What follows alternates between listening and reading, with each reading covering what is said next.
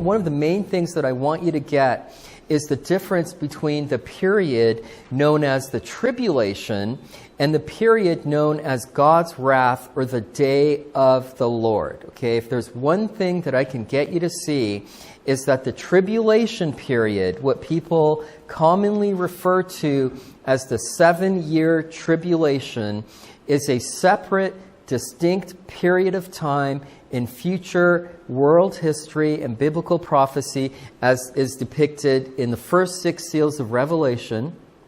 Revelation 6, those first 6 seals cover the tribulation period versus the period known as God's wrath and the final judgment of the wicked and unbelieving, which is depicted by the 7 trumpet and 7 vial judgments starting in Revelation 8. And in between those chapters, we have the sealing of the 144,000 and the rapture of the church. So I just want you to get this idea, because it's always preached that, the tribulation and God's wrath, they're all the same. They're just one big 7-year tribulation period.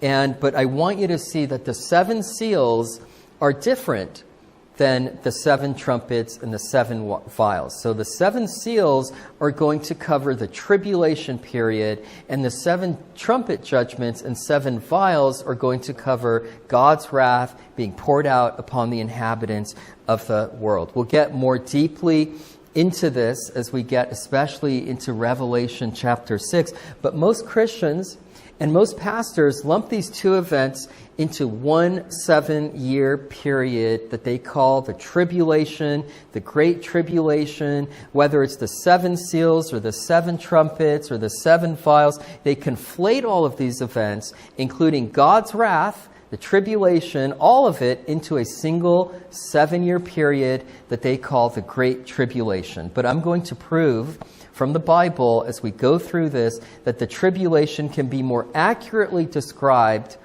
as Satan's wrath, or the wrath of the Antichrist persecution upon the church.